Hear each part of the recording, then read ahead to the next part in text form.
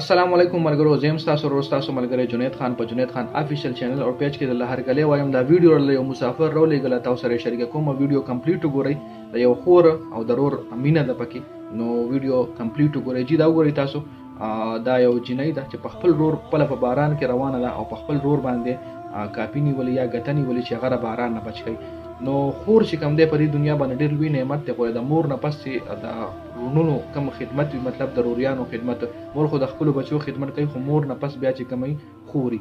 تاسو ګورئ د ویډیو کې کینې دی شاله ورپسې بل ماشومه خورم را روانه ده.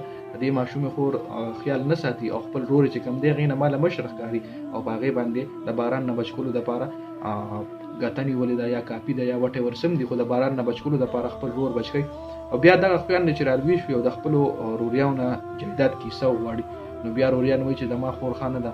بیا روریان دغه ټایم کې ډېر زیات غوسه شي، دغه ټایم کې بیا خور سره کلی ولس پرېږدي چې څه ټایم ته جایداد کیسه وغواړي. ما داسې خلک هم لیدلي چې خپلې خویان دې نه دي واده کړي، په څه وجه نه دي واده کړي چې دی به سبا د بل کور شي او زموږ چې کوم جایداد دی به د بل چا شي او دا خویان دی بیا زموږ نه حصه غواړي، زموږ خورایونه به شي، زموږ پرځای به شي، به بیا راپاسې موږ نه به حصه غواړي، د خپل جایداد دپاره د خپلې خور ژوند تباه کړی. داسې خلک ما کتلي دي او تاسو به هم کتلي وي.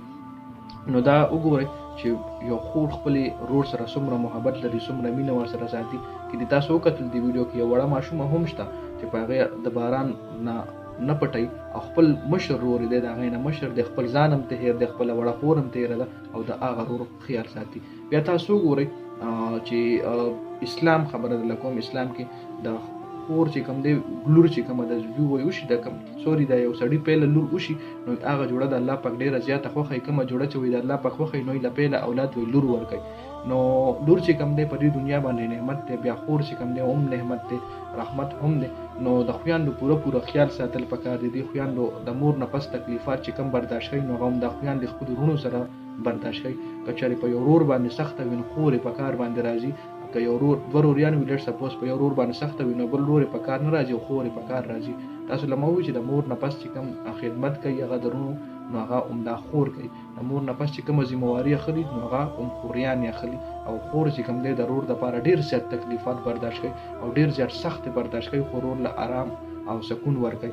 نو تاسو دې ویډیو کې وکتل، یو ځل در سره بیا هم شریک کوم چې وړه ماشومه ده او په خپل رور باندې وګورئ هغه ګټنې ولې د باران نه بچ کېدو دپاره کې نشاله ورسره وړه بله پیچونی خور هم شته، د هغې خیال ورسره نشته، خو د لالا خیال ورسره شته. دغه لالا چې سبا رالوي شي، دغه خور چې سبا رالوي شي، دا لالا به وایي چې ما له خور څه کړي، دا لالا به وایي چې ما د خور حصه نه غواړي، حصه خو صرف زما ده. او په اسلام کې د خور نیمه حصه وي او د رور برابر حصه وي. خو بیا هم دا رونه چې کوم دی ډېر زیات ظلم کوي.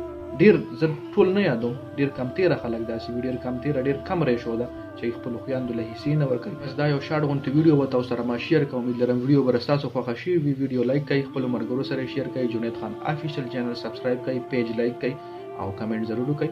والسلام.